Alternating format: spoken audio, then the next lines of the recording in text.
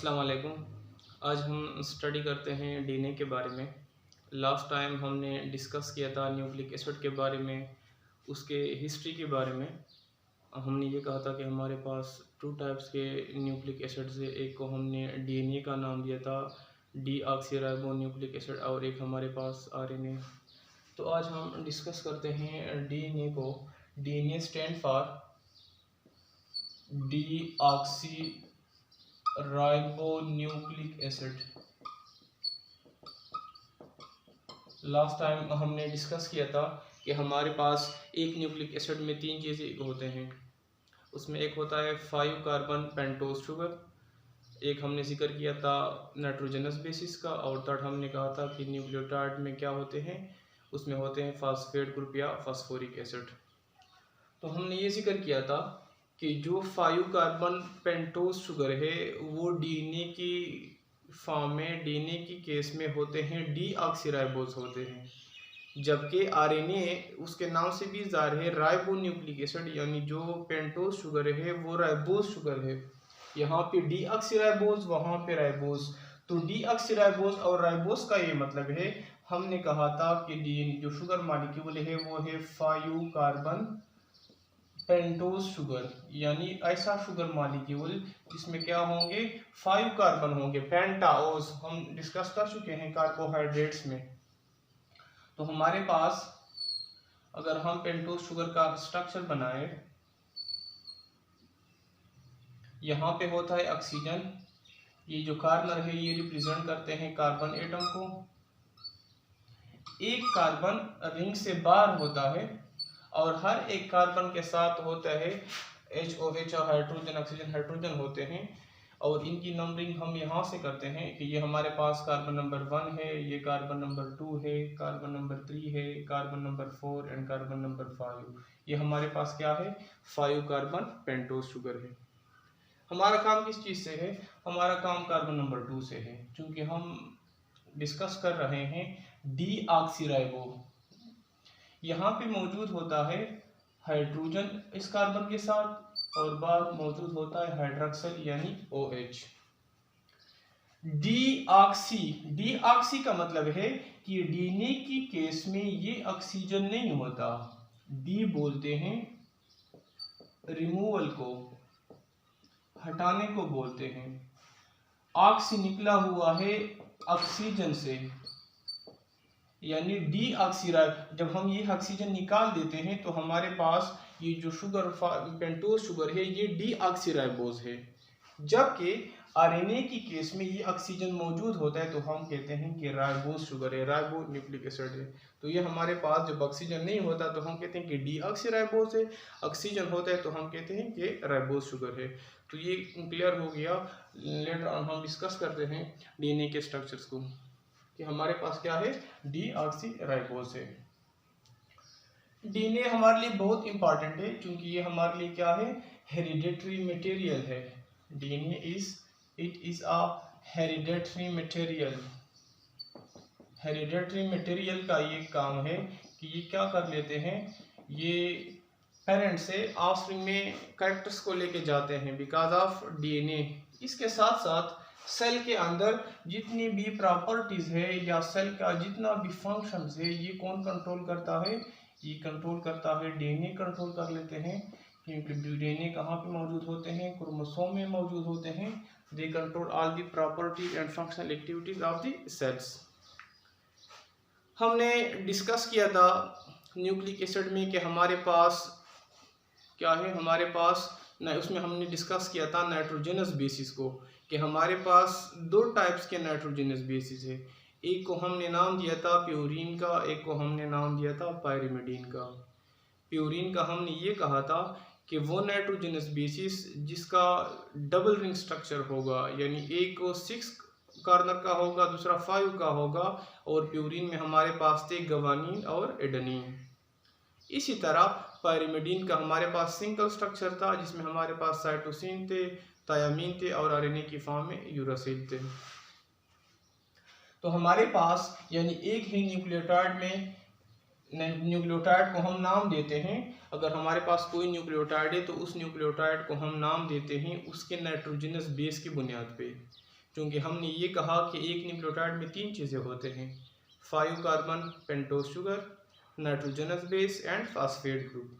अब हमारे पास 4 न्यूक्लियोटाइड्स हैं, न्यूक्लियोटाइड्स। एक हमारे पास है, मतलब जिस न्यूक्लियोटाइड में एडेनिन होगा तो उसको हम नाम देते हैं एडेनिन न्यूक्लियोटाइड। जिस न्यूक्लियोटाइड में हमारे पास गवानीन होगा तो उसको हम नाम देते हैं गवानीन न्यूक्लियोटाइड। जिस न्यूक्लियोटाइड में हमारे पास साइटोसिन होगा तो इसको हम नाम देते हैं साइटोसिन न्यूक्लियोटाइड। जिस न्यूक्लियोटाइड में हमारे पास थायामीन होगा तो उसको हम नाम देते हैं थायामीन न्यूक्लियोटाइड। हमारे पास जो डीएनए है ये क्या है, ये पॉलीमर ऑफ न्यूक्लियोटाइड है, पॉलीमर ऑफ न्यूक्लियोटाइड। पॉलीमर का क्या मतलब है, पॉलीमर इसको बोलते हैं कि हमारे साथ बहुत सारे छोटे यूनिट्स मिलते हैं, एक बड़ा मॉलिक्यूल बना देते हैं, इसको हम नाम देते हैं पॉलीमर। पॉलीमर फॉर एग्जांपल आप लोग देखें, लेट्स सपोज मैं कहता हूँ कि ये जो सर्कल मैंने बनाया ये क्या है, स्मॉल मॉलिक्यूल्स है। अब ये स्मॉल मॉलिक्यूल एक दूसरे के साथ कनेक्ट लिंक बॉन्ड बना देते हैं तो उसको हम कहते हैं पॉलीपेप्टाइड चेन, या इसको हम कहते हैं पॉलीमर। तो यहाँ पे हमारे पास चूँकि प्रोटीन की फॉर्म में हमारे पास पेप्टाइड चेन बनाते हैं, इस तरह हमारे पास कार्बोहाइड्रेट में ग्लाइकोसिडिक बॉन्ड बनाते हैं, बहुत सारे यूनिट्स जब मिलते हैं तो इसको हम नाम देते हैं पॉलीमर। तो हमारे पास डीएनए क्या है, पॉलीमर ऑफ न्यूक्लियोटाइड है, यानी बहुत ज़्यादा न्यूक्लियोटाइड मिलते हैं और इसको हम आगे फिर कहते हैं कि ये हमारे पास या डीएनए है या हमारे पास आरएनए है। डीएनए का स्ट्रक्चर पहली दफ़ा 2 साइंटिस्ट थे, एक का नाम था जेम्स वेटसन और दूसरे का नाम था फ्रैंकस क्रिक। उन्होंने 1953 में डिस्कवर किया था। For the first time the 2 scientist James Watson and Francis Crick describe the structure of DNA, और इस बुनियाद पे हम डीएनए के स्ट्रक्चर को नाम देते हैं कि Watson and Crick model of DNA. और इन लोगों ने चूंकि एक यूनिक काम किया था, एक नोबेल काम किया था, उस बुनियाद पे डीएनए के स्ट्रक्चर के बुनियाद पे इन दोनों साइंटिस्ट को नोबेल प्राइज से भी नवाजा गया था। अब हम आते हैं डीएनए की स्ट्रक्चर की तरफ आते हैं। डीएनए का स्ट्रक्चर क्या है, जो हम कहते हैं कि ये क्या हमारे पास पॉलीमर ऑफ न्यूक्लियोटाइड है। इसमें हमारे पास डीएनए में जो नाइट्रोजनस बेसिस है वो क्या है, ये हमारे पास एडेनिन है, गवानीन है, साइटोसिन है, थायामीन है।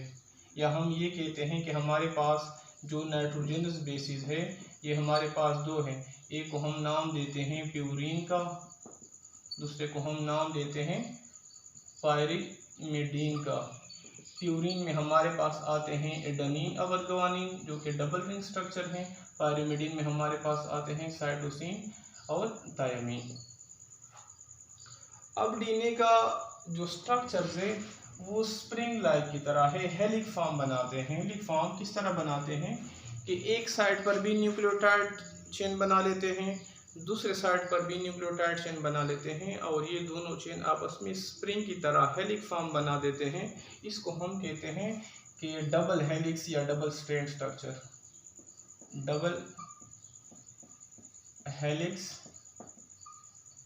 या इसको हम कहते हैं कि हमारे पास क्या है, डबल स्ट्रैंड।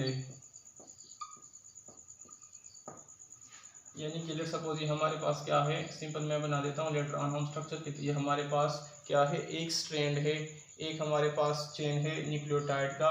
तो इसी तरह एक दूसरा भी क्या कर लेता है, रेप अराउंड कर लेते हैं दूसरे के साथ। इसको हम कहते हैं कि डबल हेलिक्स या डबल स्ट्रैंड ऑफ डीएनए। हमारे पास जो न्यूक्लियोटाइड है, यानी हमारे पास न्यूक्लियोटाइड की अरेंजमेंट अगर एक साइड पे, यानी हमारे पास क्या है, 2 चेन है न्यूक्लियोटाइड के, तो एक चेन के फॉर एग्जांपल एक चेन एंटी पैरेलल होंगे। अगर एक चेन यू होगा दूसरा उसका क्या होगा, उल्टा होगा। अगर ये उल्टा होगा तो दूसरा क्या होगा, यानी एंटी पैरेलल होंगे। दोनों चेन क्या होंगे, एक दूसरे के मतलब सेम नहीं होंगे, इक्वल नहीं होंगे, बल्कि क्या होंगे, एंटी पैरेलल होंगे। जो नाइट्रोजनस बेसिस है, नाइट्रोजनस बेसिस में ये होगा कि एडेनिन हमेशा होगा मतलब बॉन्ड बनाएगा थायमीन के साथ, साइटोसिन हमेशा बॉन्ड बनाएगा गवानीन के साथ। अगर एक साइड पर न्यूक्लियोटाइड चेन है, दूसरे साइड पे न्यूक्लियोटाइड चेन है, हमने ये कहा कि हर एक न्यूक्लियोटाइड में नाइट्रोजनस बेस होगा, उस बेस पे हम न्यूक्लियोटाइड का भी नाम देते हैं। लिहाजा अगर एक न्यूक्लियोटाइड के एक पे एडेनिन होगा तो उसके दूसरे साइड पे अपोजिट पे क्या होगा, थायमीन होगा। और इनके दरमियान जो बॉन्ड होती है वो है weak hydrogen bonding, weak hydrogen bonding, hydrogen bonding इनके दरमियान। एडेनिन और थायमीन के दरमियान हमेशा होगा डबल हाइड्रोजन बॉन्ड, साइटोसिन और गवानीन के दरमियान होगा हमेशा ट्रिपल हाइड्रोजन बॉन्ड। यानी ये अगर हमारे पास स्ट्रैंड है, मैं कहता हूँ कि हमारे पास एक स्ट्रैंड है, एडेनिन है, थायमीन है, फिर एडेनिन है, फिर थायमीन है, तो इसके साथ हमारे साथ क्या होगा, एडेनिन के साथ क्या होगा, एडेनिन के साथ होगा थायमीन होगा, थायमीन के साथ एडेनिन होगा, एडेनिन के साथ क्या होगा, इस तरह थायमीन होगा। लेट्स सपोज मैं कहता हूँ कि ये साइटोसिन है, इसके ट्रिपल बॉन्ड होगा, गवानीन होगा, फिर गवानीन है, ट्रिपल बॉन्ड होगा साइटोसिन का। तो ये यानी अल्टरनेटिव होंगे या एक साथ आ सकते हैं कि एडेनिन और थायमीन के दरमियान क्या होंगे, डबल हाइड्रोजन बॉन्ड होंगे, साइटोसिन और गवानीन के दरमियान क्या होंगे, ट्रिपल हाइड्रोजन बॉन्ड होंगे। अब ये है कि जो न्यूक्लियोटाइड चेन बना रहा है, एक न्यूक्लियोटाइड का चेन यानी एक न्यूक्लियोटाइड दूसरे न्यूक्लियोटाइड के साथ किस तरह अटैच होंगे, उसको हम कहते हैं कि एक न्यूक्लियोटाइड दूसरे न्यूक्लियोटाइड के साथ अटैच होते हैं फास्फोडाइस्टर लिंकेज के जरिए, फास्फोडाइस्टर लिंकेज। अब हम आते हैं साथ में डीएनए के स्ट्रक्चर को भी एक्सप्लेन करते हैं। फास्फोडाइस्टर लिंकेज या फास्फोडाइस्टर बॉन्ड, फास्फोडाइएस्टर बॉन्ड। स्टार्ट से हम स्टार्ट करते हैं डीएनए का स्ट्रक्चर। हमने ये कहा था कि हमारे पास एक न्यूक्लियोटाइड में तीन चीजें होते हैं। कौन कौन सी चीजें हैं वो तीन? हमने ये कहा था कि एक होगा 5 कार्बन पेंटोज शुगर, साथ में अटैच होगा नाइट्रोजनस बेस, और एक साइड पे अटैच होता है इनका फास्फेट ग्रुप या फास्फोरिक एसिड। तो ये हमारे पास एक न्यूक्लियोटाइड हो गया कि एक न्यूक्लियोटाइड में तीन चीजें हैं। ये क्या हो गया हमारे पास, 5 carbon pentose sugar, nitrogenous base. Let's suppose यहाँ पे मैंने क्या किया, फास्फेट ग्रुप लगा दिया। अब नाइट्रोजनस बेस की जगह मैं लगा देता हूँ, लेट्स सपोज कोई भी तुम लोग लगा सकते हैं, मैंने एडेनिन लगा दिया। तो इस न्यूक्लियोटाइड को हम नाम देंगे एडेनिन न्यूक्लियोटाइड। अब एक साइड पर भी चेन बना देते हैं न्यूक्लियोटाइड, दूसरे साइड पर भी बनाते हैं, लेकिन ये एक दूसरे के क्या होंगे, एंटी पैरेलल होंगे, अपोजिट होंगे। तो हम आते हैं स्ट्रक्चर की तरफ कि 5 कार्बेंटोज शुगर में हमारे पास क्या है, यहाँ पे ऑक्सीजन एटम होता है, यहाँ पे कार्बन, यहाँ पे कार्बन, यहाँ पे कार्बन, यहाँ पे, और एक कार्बन होता है रिंग से बाहर होता है। फास्फोरिक एसिड, एक्चुअली ये हमारे पास फास्फोरिक एसिड है, H3PO4 है, लेकिन हम यहाँ पे PO3 रिप्रेजेंट करते हैं इसको कि ये हमारे पास ऑक्सीजन, ये हमारे पास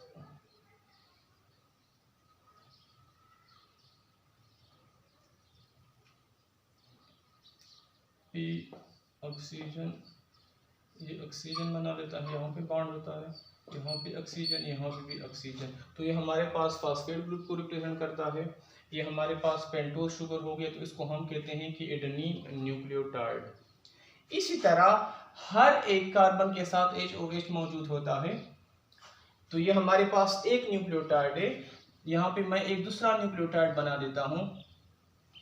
ये हो गया हमारे पास 5 carbon pentose sugar, carbon carbon carbon carbon, एक कार्बन क्या होता है, ये हमारे पास रिंग से बाहर होता है, साथ में क्या अटैच होता है यहाँ पे, लेट्स सपोज PO4, ठीक है। अब इनमें ये है कि जो कार्बन की हम नंबरिंग करते हैं तो इस साइड से करते हैं, हमारे पास कार्बन नंबर 1 है, ये कार्बन नंबर 2 है, ये कार्बन नंबर 3 है, ये कार्बन नंबर 4 है, ये कार्बन नंबर 5। इसी तरह कार्बन नंबर 1 2 3 4 5। एक बात माइंड में रखें कि कार्बन नंबर 1 पे हमेशा अटैच होगा नाइट्रोजनस बेस, कार्बन नंबर 5 पे होगा हमेशा फास्फेट ग्रुप या फास्फोरिक एसिड। कार्बन नंबर 1 पे हमेशा क्या होगा, नाइट्रोजनस बेस होगा, कार्बन नंबर 5 पे क्या होगा हमारे पास, फास्फोरिक एसिड। तो यहाँ पे एक न्यूक्लियोटाइड दूसरी न्यूक्लियोटाइड के साथ अटैच होता है फास्फोडाइईस्टर बॉन्ड या फास्फोडाइएस्टर लिंकेज। इसका ये मतलब है कि यहाँ पे कार्बन नंबर 3 के साथ यानी हर एक के साथ HOH होता है, यहाँ पे होता है OH हाइड्रॉक्सिल ग्रुप, क्या होता है, हाइड्रॉक्सिल ग्रुप। H3PO4 या फास्फोरिक एसिड हमारे पास जो हाइड्रॉक्सिल ग्रुप है ये शो करता है अल्कोहल को, अल्कोहलिक ग्रुप को रिप्रेजेंट करता है। जो फास्फोरिक एसिड है वो तो हमारे पास क्या है, एसिड है। अब लिपिड भी हमने डिस्कस किया था कि अल्कोहल और एसिड जब आपस में रिएक्ट कर लेते हैं तो क्या बनता है हमारे पास, एस्टर बॉन्ड बनता है प्लस वाटर मॉलिक्यूल भी रिलीज होता है। तो यहाँ पे क्या है कि यहाँ पे हमारे पास इसी कार्बन के साथ भी क्या है, OH मौजूद है, इसी कार्बन के साथ क्या है, इसी के साथ भी OH मौजूद है। तो यहाँ पे इस तरह है कि oxygen phosphate double bond oxygen और ये ऑक्सीजन। तो ये क्या कर लेता है, हाइड्रॉक्सिल यानी वाटर मॉलिक्यूल रिलीज होगा, वाटर मॉलिक्यूल इस तरह रिलीज होगा कि H2O ये वाला निकल जाएगा। फास्फेट एक बॉन्ड इसी साइड पे बना देता है, दूसरा स्ट्रक्चर ड्रा करने की जरूरत नहीं है। इसी ऑक्सीजन के साथ इसके साथ बना देता है एक बॉन्ड, इसका इसके साथ है। तो फास्फोडाइईस्टर यानी इसी फास्फेट की बुनियाद पे फास्फोडाई का मतलब है कि एक बॉन्ड इस साइड पे एक बॉन्ड इस साइड पे एस्टर लिंकेज बनाएगा, इसी को हम कहते हैं फास्फोडाइएस्टर लिंकेज। तो इस तरह ये लेट्स सपोज हमारे पास क्या है कि ये हमारे पास न्यूक्लियोटाइड चेन है। तो यहाँ पे कौन सा कार्बन फ्री है, यहाँ पे कार्बन नंबर 5 यानी इसका कार्बन नंबर 5 वाला एंड फ्री है, कार्बन 5 ये हमारे पास क्या है, फ्री है। इस साइड में हमारे पास कार्बन नंबर 3 फ्री है, यानी कि अगर कोई और न्यूक्लियोटाइड आएगा तो वो अटैच होगा कार्बन नंबर 3 के साथ, वो 5 अटैच होगा 3 के साथ। तो इसको हम कहते हैं कि 3 एंड टू 5 एंड, या इसको हम इस तरह भी रिप्रेजेंट करते हैं कि 3 प्राइम टू 5 प्राइम। ये जो ऊपर डैश लगाते हैं इसको हम बोलते हैं प्राइम का नाम देते हैं। अब हमने कहा कि हमारे पास डीएनए की फॉर्म में एंटीपैरेलल होंगे, तो दूसरा हम क्या बना देते हैं, दूसरा इसका हम उलट बना देते हैं, क्योंकि क्या होगा, एंटीपैरेलल होगा।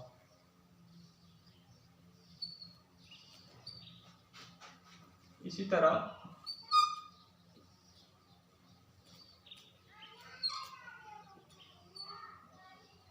ये क्या हमारे पास कार्बन, ये कार्बन हो गया, ये कार्बन हो गया, ये कार्बन, एक कार्बन रिंग से बाहर।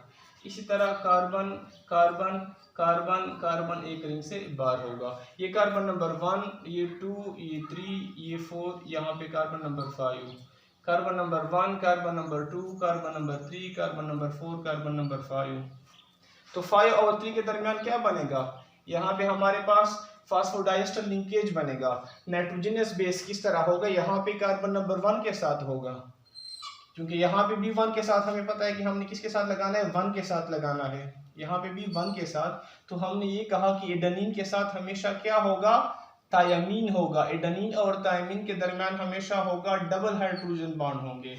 इसी तरह यहाँ पे साइटोसिन है तो साइटोसिन के साथ हमेशा क्या होगा, गवानीन होगा। साइटोसिन और गवानीन के दरमियान हमेशा क्या होगा, ट्रिपल हाइड्रोजन बॉन्ड होंगे।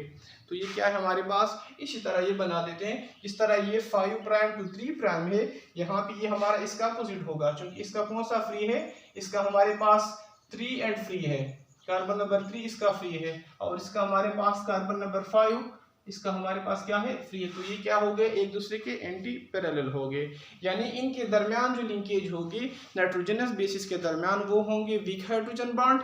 जो न्यूक्लियोटाइड के दरमियान होगी वो होगी फास्फोडाइएस्टर। फास्फोडाइएस्टर क्यों बोलते हैं, क्योंकि हाइड्रोक्सल अल्कोहलिक काम करता है, फास्फोरिक एसिड एस्टर है, तो एसिड और अल्कोहल के मिलाने से हमारे पास एस्टर बनता है, वाटर मॉलिक्यूल क्या होता है, रिलीज होता है। इसी तरह ये क्या होते हैं, हमारे पास हेलिक फॉर्म लाइक स्ट्रक्चर बना देते हैं। तो ये हमारे पास क्या हो गया, स्ट्रक्चर ऑफ डीएनए। डीएनए क्या है, हमारे पास डिपेंड करता है कि कौन से स्पीशीज में इसकी अमाउंट कितनी है, डिपेंड करता है क्रोमोसोम पे। जो हमारे जर्म सेल्स है उसमें क्या होते हैं, हाफ होते हैं, और जो हमारे सोमेटिक सेल होते हैं उसमें क्या होते हैं, इसके नंबर फुल होते हैं। That's all about the structure of DNA. Next time हम डिस्कस करेंगे आरएनए को, उसके टाइप्स को।